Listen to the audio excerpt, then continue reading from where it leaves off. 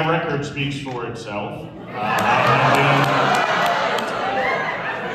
have been rated the fourth most bipartisan for a reason. A disastrous town hall meeting held by MAGA Republican Congress member Mike Lawler from New York's 17th Congressional District. A rude awakening for Lawler and for MAGA Republicans in general, especially Donald Trump, as Lawler has tried to present himself to New York's 17th and to the rest of the country as a moderate, as someone who brings the parties together. But everybody knows that Lawler is someone who aids and abets the MAGA agenda. He's someone who has talked about cutting Social Security and Medicaid. He is someone who basically allowed Donald Trump to attack Social Security offices in his district. And Donald Trump is reacting to that town hall and other town halls this weekend and weekends prior, where MAGA Republicans were getting brutally booed by the crowd.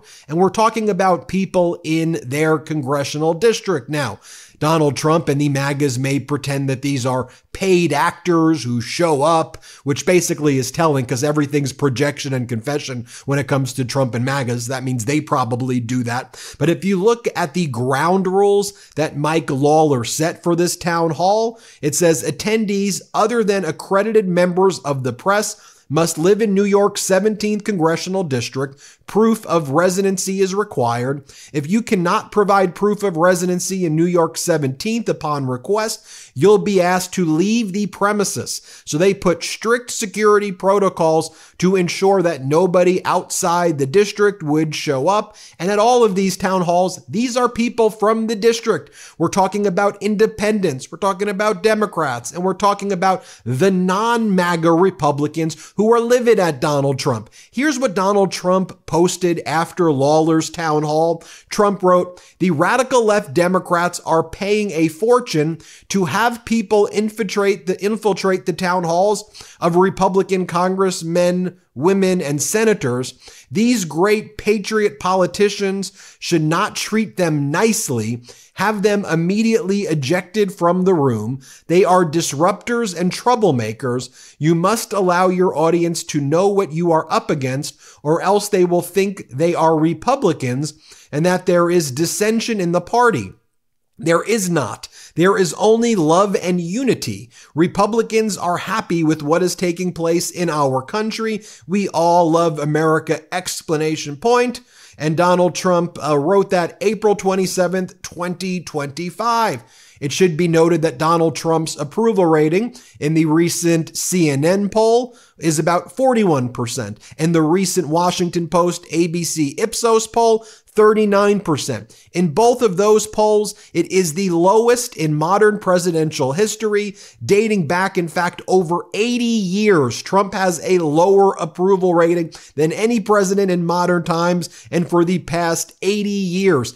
Independents in those polls, Donald Trump has an approval rating amongst that cohort of about 27 to 30%. They absolutely hate Donald Trump. When you go through the crosstabs as well, when it comes to Latino voters, when it comes to young voters 18 to 29, when it comes to women voters, when it comes to black voters, when it comes to all these other voters in the crosstabs, Donald Trump's approval is so underwater right now. As Mike Madrid also stated, who follows the Latino voting patterns, all of the work that the Republican Party has done to try to build up the Latino vote, Donald Trump has crashed in a very short period of time, as Donald Trump's policies have targeted that community and singled out that community.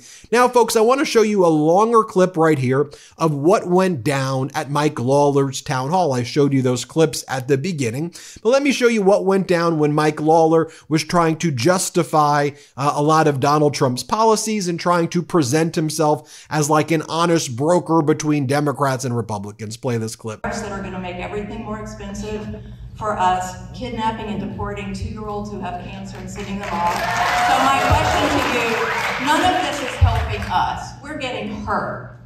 We in the community are being harmed by this. What are you doing to stand in opposition to this administration? And what specifically are you doing that warrants the label moderate?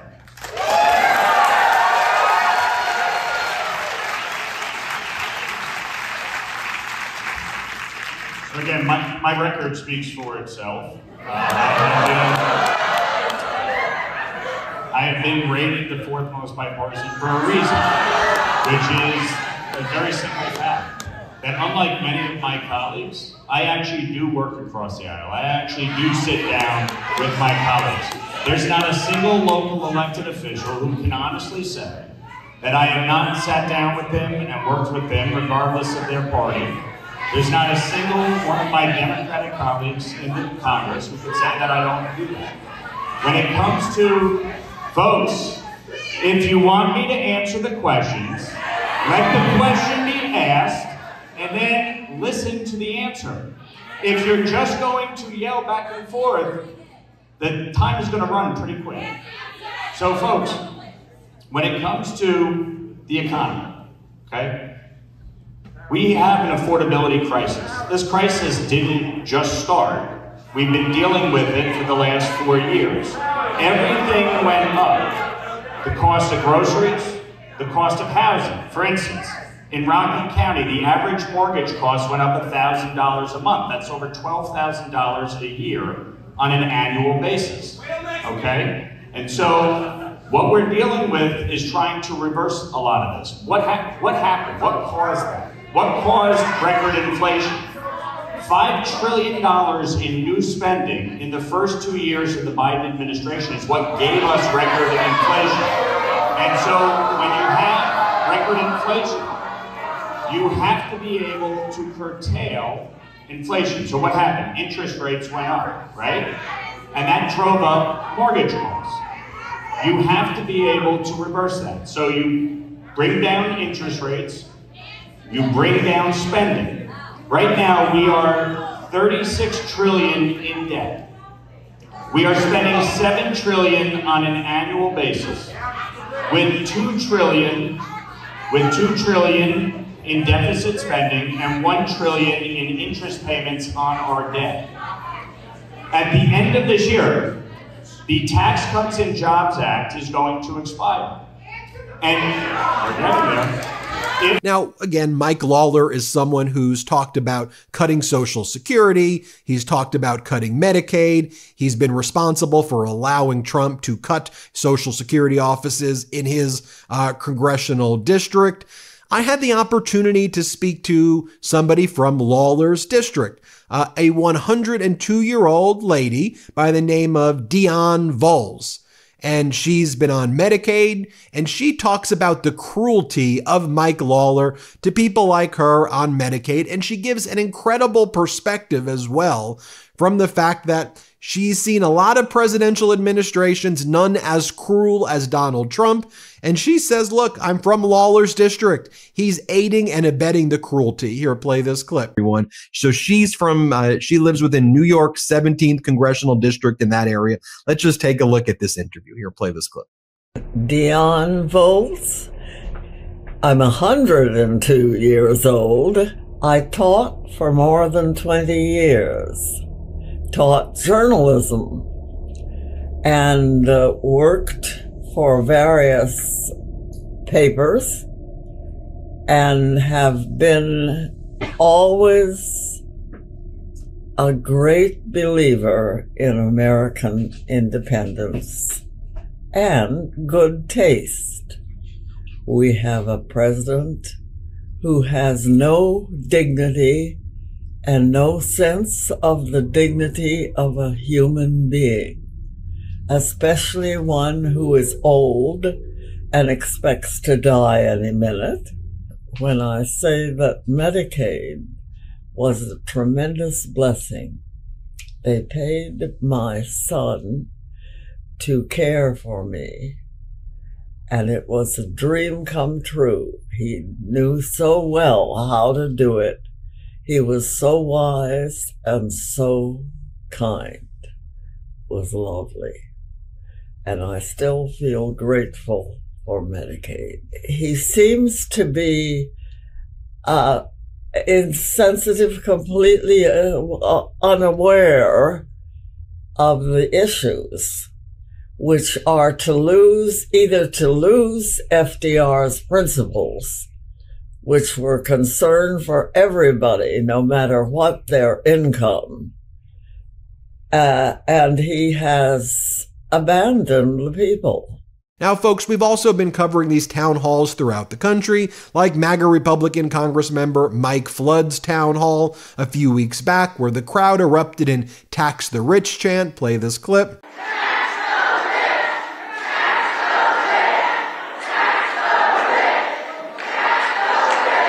Okay, let's talk about this. Let's talk about this. So your proposal to solve this is to tax the rich.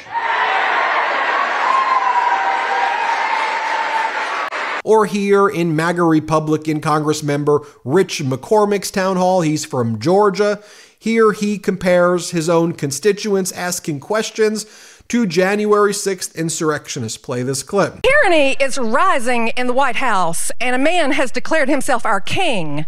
So I would like to know, rather, the people would like to know what you, congressmen, and your fellow congressmen are going to do to rein in the megalomaniac in the White House.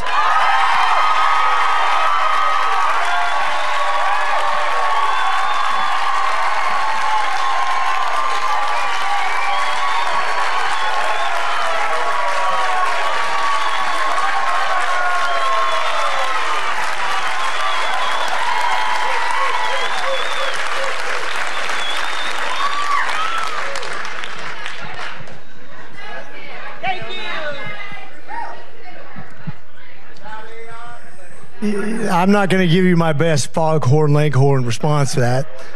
But what I was, you can go ahead and sit down. Thank you. When you talk about tyranny, when you talk about presidential power, I remember having the same discussion with Republicans when Biden was elected.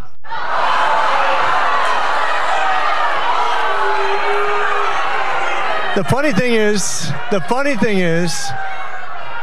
thing is, you're sitting here and a lot of you would probably say those January 6s who are yelling just as loud as you, who are upset just like you. This was from MAGA Republican Congress member Jay Obernalty's congressional district that took place in Yucca Valley, California. They were pissed. Play this clip.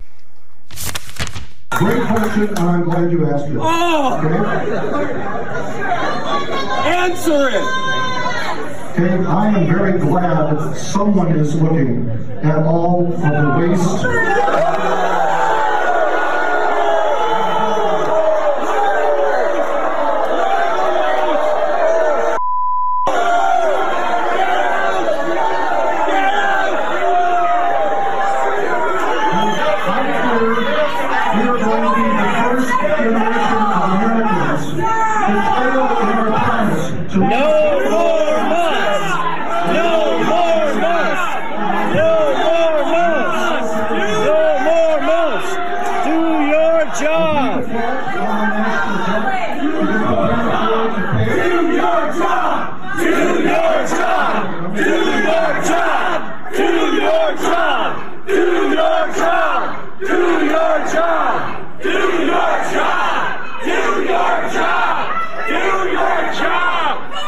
It's not up to Musk. You're surrendering to billionaires, you coward! The American people voted for change in November.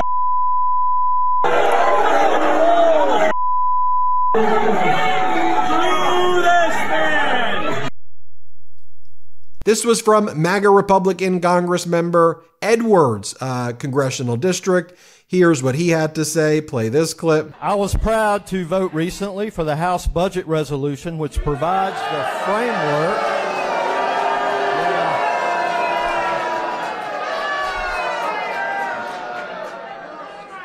Yep.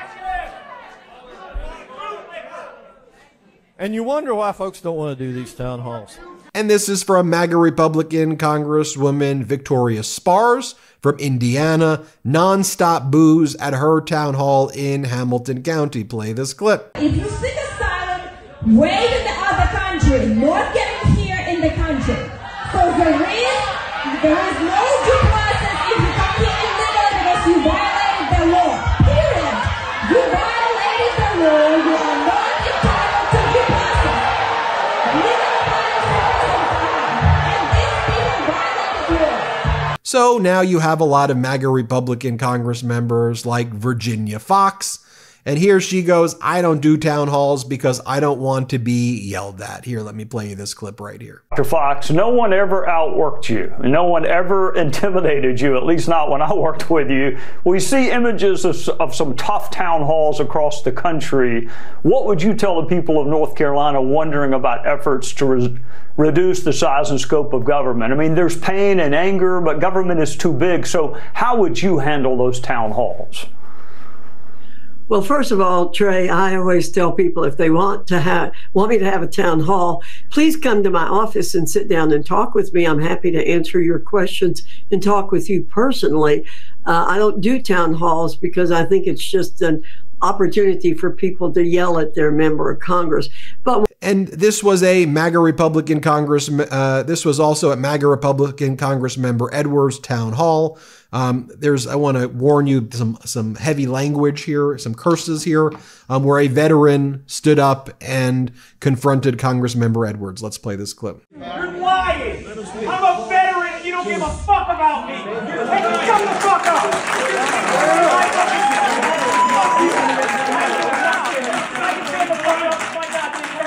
You don't get the fucking union to us. You don't get to take away our rights. You don't get to take our health. Get off of me. You don't get to do this to us. Fuck you.